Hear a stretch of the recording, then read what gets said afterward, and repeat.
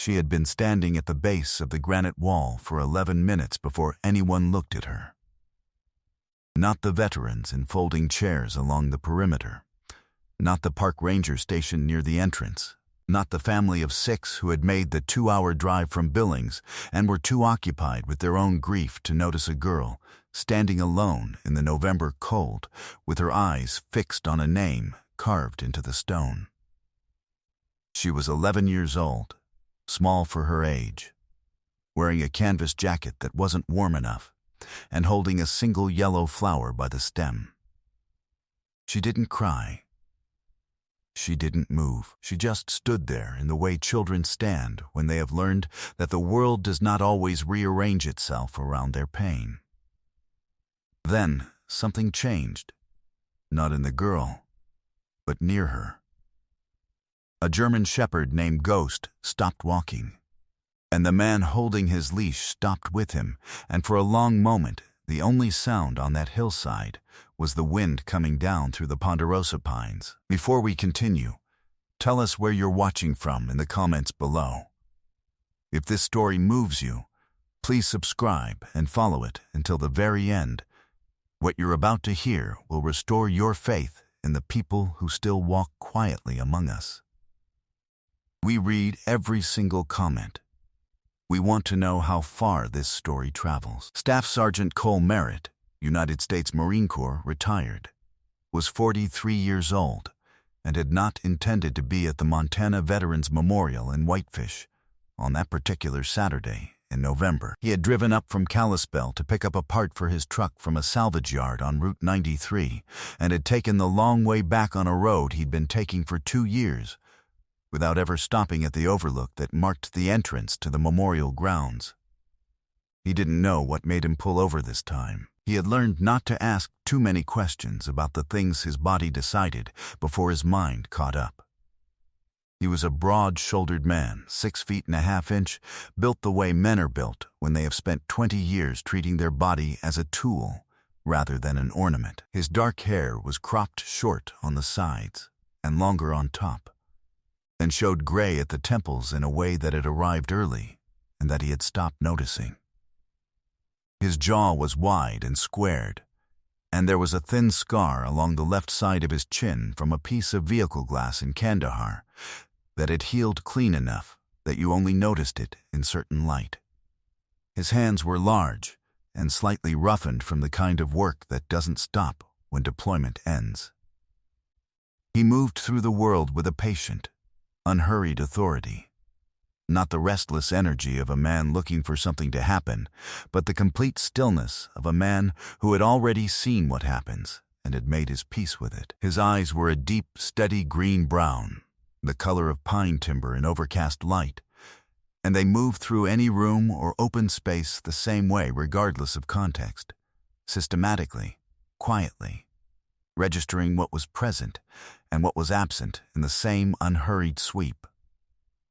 People who met Cole Merritt for the first time sometimes described him afterward as calm. What they meant, without having the language for it, was that he was the kind of man who had been tested past the point where calm and something harder become indistinguishable from the outside. He had done 4 deployments: Ramadi in 2004, Helmand Province in 2008, Kandahar in 2011, and a 4th in 2013, that he had no particular desire to describe at length. He had been awarded the Navy Cross for an action in Helmand that he would discuss, if pressed, in exactly 3 sentences, all of them describing what the men around him had done rather than himself. He had left the Marine Corps on a standard retirement at 20 years, which was how he wanted it, on his own terms, under his own timeline, not because something had taken the choice away from him. The adjustment to civilian life had been precisely as difficult as he had expected, and not 1 degree more, which he considered a minor personal victory. He had a house. He had work. He had Ghost. Ghost was a 5-year-old German shepherd, with a coat the color of pale winter ash along his back and sides, darkening to near black along the ridge of his spine and the cups of his large, forward-pitched ears. He weighed 82 pounds and carried every one of them with the kind of controlled, deliberate movement that takes years of training to produce, and that never fully leaves an animal that has been shaped by real work. His right front leg bore a faint but permanent thickening along the radius where a stress fracture had healed during his second year of service. Not a limp, barely visible, unless you knew what you were looking at. But there if you looked, and Ghost knew you were looking at it. He had worked for 3 years as a military working dog with the 2nd Marine Expeditionary Force before a change in operational requirements had sent him toward a program for veteran placement. And Cole had spent 4 months fighting through the bureaucratic undertow of the process to get him. He had never once considered stopping. Ghost moved through public spaces with his ears rotating in small, constant adjustments, cataloging sounds at frequencies Cole couldn't access, and Cole had learned to treat the dog's body like a second instrument panel. When Ghost went still, something in the environment had changed, and it was always worth stopping to understand what. The memorial sat on a hillside clearing above the town, accessible by a winding gravel path that opened onto a wide flat terrace with a granite wall along the far edge and 3 flagpoles anchored in concrete at its center. The ponderosa pines pressed close on 2 sides, and the November wind moved through them with a low, steady sound that was not quite silence, but was the closest thing the mountain offered. The sky above Whitefish was the particular gray-white of high overcast, not dark enough for rain, not light enough for warmth. The kind of sky that makes November in Montana feel like the world is holding its breath. The flagpoles stood at attention. The flags moved steadily. Someone had placed a wreath of red and white carnations at the base of the wall that morning, and the carnations shivered in the wind without releasing their hold. Cole saw the girl from about 40 feet away. Ghost had already gone still at 50. She was standing at the left section of the wall, the part that held the names from Korea and Vietnam, and she was holding a yellow carnation, not a red one, not a white one, a yellow one, which was not a color people brought to war memorials, but which was the right color for a child who had bought the flower herself, with whatever money she had. Her canvas jacket was olive green and bore the name Hartley in iron on letters across the back. Her hair was dark and had been pulled into a braid that had started to come loose. She was standing with her feet together and her chin up in a posture that Cole recognized not as confidence, but as its deliberate imitation. The way people hold themselves when they are trying not to fall apart in front of a wall that holds the name of someone they loved. Cole didn't approach immediately. He stayed at his distance and watched, the way he had been trained to assess a situation before acting, and Ghost stood beside him and watched the same thing, and neither of them moved. She reached out once and pressed 2 fingers gently to one specific name on the wall. She held them there for a moment. Then she took them back. A group of 4 visitors walked past her without stopping. A man with a camera paused, looked at her briefly, moved on. A woman with a stroller navigated the path behind the girl at a wide berth, making room for herself, not for the child. Nobody stopped.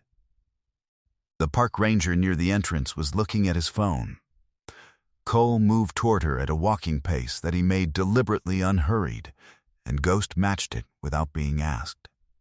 They stopped about 6 feet to the girl's left, and Ghost made the decision before Cole had finished making it. The dog stepped forward, not fast, not toward the wall, toward the girl, and sat down at her feet in the particular way he sat when he had determined that someone needed weight and warmth near them. The girl looked down. She looked at Ghost for a long moment.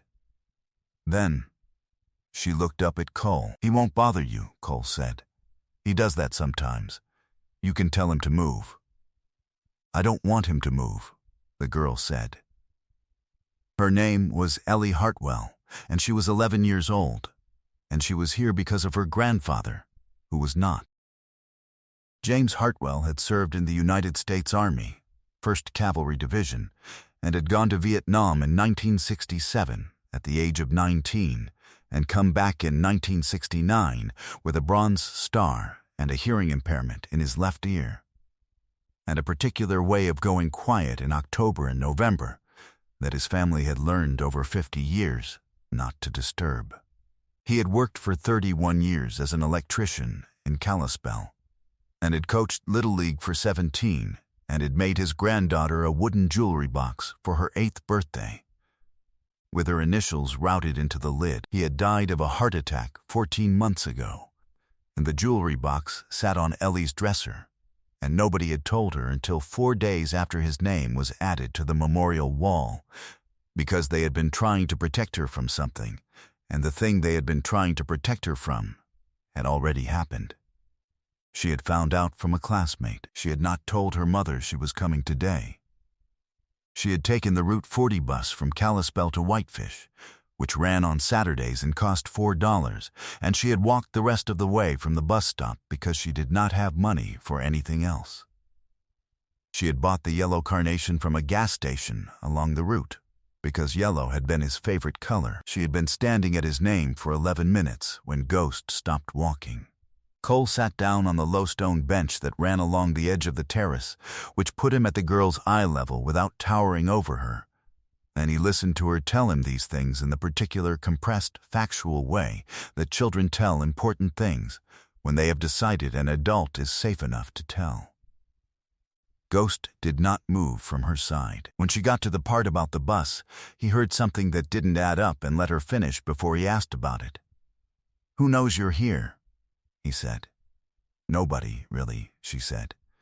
He took his phone out and held it toward her. "You need to call your mom." She looked at the phone. "She's going to be upset." "Yes," he said. "She'll be upset because she was scared. Those are two different things. Call her." He turned away to give her privacy, and Ghost stayed with her, and Cole looked out at the 3 flags moving against the gray sky while the girl spoke to her mother in a low, careful voice, and the wind moved steadily through the pines. She said she was sorry 3 times. She said she was safe. After she hung up, she held the phone out to Cole without saying anything, and he took it back. "She's coming," Ellie said. "Good." She was quiet for a moment, looking at the wall. "Did you know anybody up there?" "Yes," he said. He didn't elaborate, and she didn't ask him to. They sat for a time in the particular silence that exists between people who have both lost something they weren't ready to lose and who have enough respect for that fact to not require conversation. Ghost remained at the girl's feet. A veteran in a ball cap walked by, nodded at Cole, and kept walking. Somewhere behind them a child was laughing at something. Then the situation changed, and not in a direction Cole would have chosen.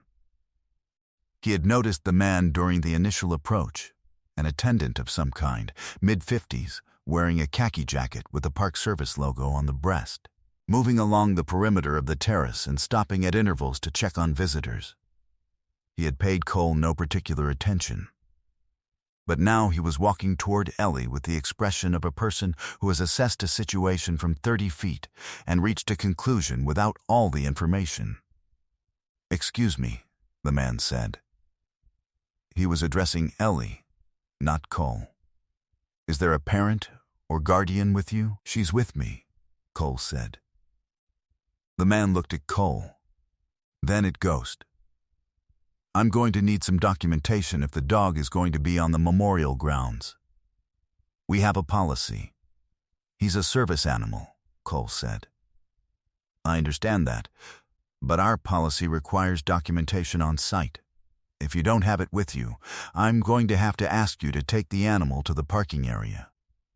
He had the tone of a man who had said this before and found it effective. Cole reached into the inside pocket of his jacket and produced a laminated card, which he held out without standing up or changing his posture in any way. The man took it. He looked at it for a moment.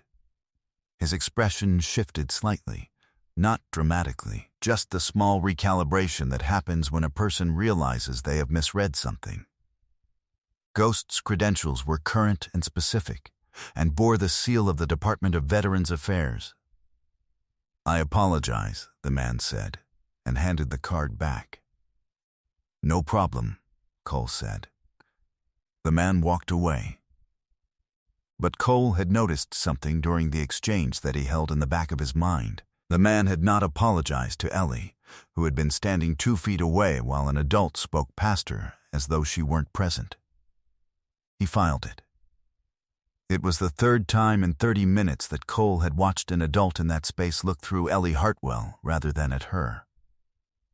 The first had been the family of 6 from Billings, who had walked within arm's reach of the girl without breaking their own conversation.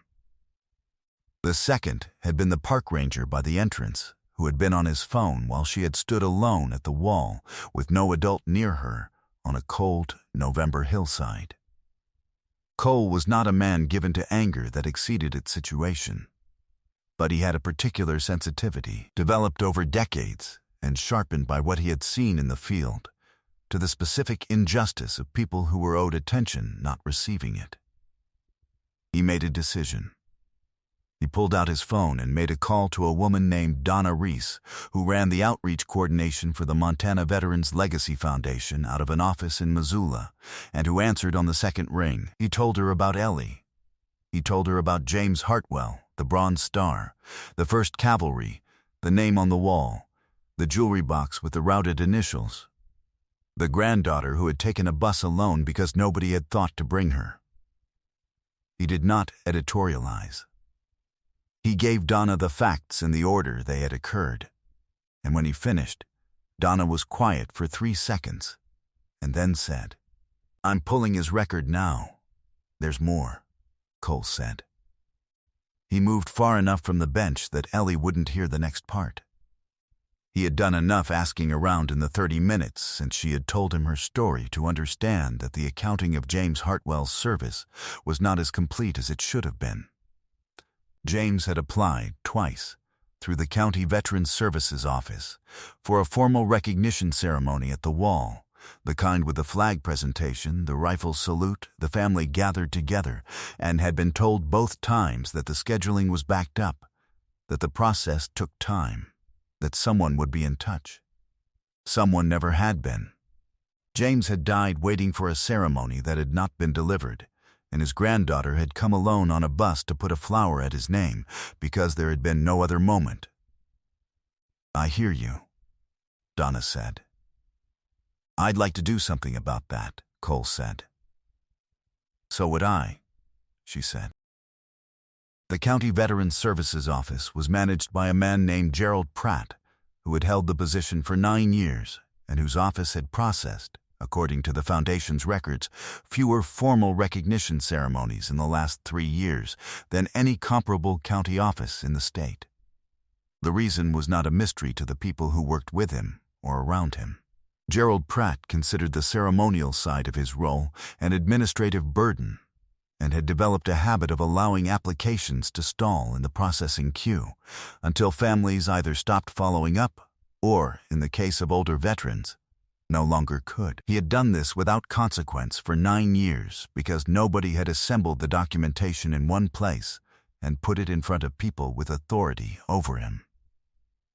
Donna had the documentation in one place by Monday afternoon. It covered 11 families, including the Hartwells, who had applied for ceremonies and received bureaucratic silence. She forwarded the package to the State Director of Veterans Affairs, to the Office of the County Commissioner, and to a reporter at the Kalispell Daily Interlake who had been covering Veterans Services funding for 2 years and who called Donna back within 40 minutes of receiving the email. Gerald Pratt received a formal inquiry from the state office on Wednesday. He retired, voluntarily and without fanfare, before the end of the month. None of that was visible on the hillside on a Saturday in November. What was visible was this: a girl standing at a granite wall with a yellow flower, a dog sitting at her feet, and a man sitting on a stone bench keeping watch until the mother arrived. That was all. But Cole Merritt had spent 20 years understanding that the visible surface of a moment and the actual consequence of it were rarely the same dimension. Ellie's mother, Karen, arrived 45 minutes later in a gray Subaru that she parked at an angle in the gravel lot, which told Cole something about her state of mind. She was a woman in her early 40s, with the same dark hair as her daughter and the particular tight-jawed expression of a parent who has been frightened past the point of being graceful about it. She walked directly to Ellie and took her by the shoulders and looked at her face for a long moment without saying anything, which was the right instinct and the right choice. And then she pulled her daughter close and held her. Ghost remained where he was. Cole waited until Karen had composed herself, then introduced himself simply by name and said that Ellie had made a good decision coming here and that the bus route she had taken was the safe one, and that she had been here the whole time. He did not tell Karen that her daughter had stood alone for 11 minutes without anyone noticing. That information served no purpose at this moment. Karen looked at him. "Thank you," she said. It was the kind of thanks that carries more than the word, and Cole received it without deflecting. They stayed for another 20 minutes, all three of them, while Ellie showed her mother the name on the wall and told her about the yellow carnation and the reasons for yellow. Karen listened. She cried once, quietly, turned away from her daughter so the girl wouldn't see, and Ghost, who had been moving slowly around the perimeter of the group, came back and pressed himself against Karen's leg at that exact moment with his head against her thigh, which Cole had not commanded and had not needed to. He drove home through the mountains with Ghost in the passenger seat and the last of the November daylight running out over the ridgeline to the west, and he thought about James Hartwell, who had come home from Vietnam and coached 17 years of Little League and made a jewelry box with routed initials, and had asked twice, formally and through proper channels, for the country to acknowledge what he had given it, and had died before it could manage the effort. He thought about Ellie on the bus with $4 and a yellow flower.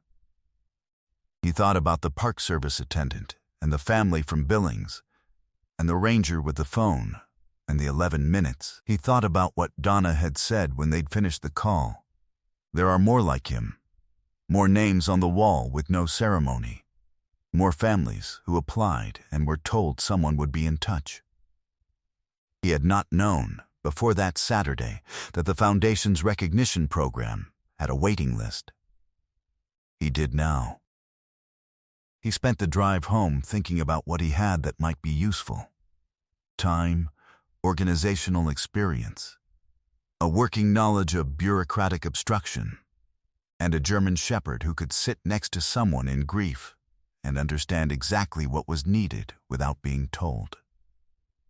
He made 2 more calls before the truck reached Kalispell. By March, Cole Merritt was sitting on the Volunteer Coordination Committee for the Montana Veterans Legacy Foundation's Ceremonial Recognition Program, which had cleared the backlog of 11 families and was operating at an average processing time of 6 weeks, down from what had functionally been never.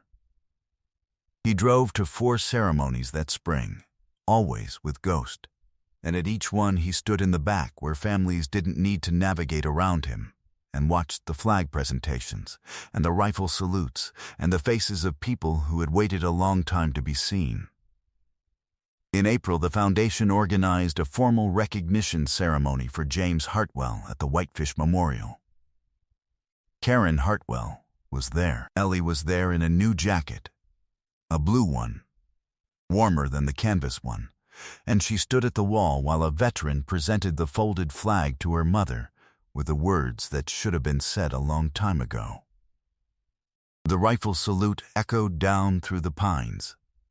Ghost stood at Cole's left knee, perfectly still, ears forward, and when the sound of the rifles faded, his tail moved once, a slow, deliberate sweep from left to right. Ellie brought a yellow carnation.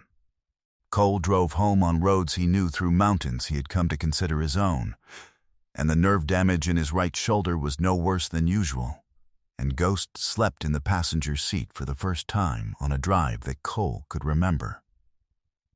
Outside, the April snow had given way to something that still couldn't decide if it was winter or spring, and the light was doing what mountain light does in April, arriving at angles that make everything look briefly like itself. Cole did not have a name for what he felt on that drive. He had learned that some things don't need one. Sometimes the ones we lose don't get what they earned, not because the country didn't mean to give it, but because systems are run by people, and people get tired. And tired people let applications sit in queues while families wait by phones that don't ring. Sometimes all it takes to change that is one person who stops on a hill they've driven past 100 times and lets a dog make the decision. God does not always send recognition through ceremony and rifles and folded flags on the first asking. Sometimes he sends it through a German shepherd who sits down beside a girl with a yellow flower and refuses to move until the right person looks over and asks the right question.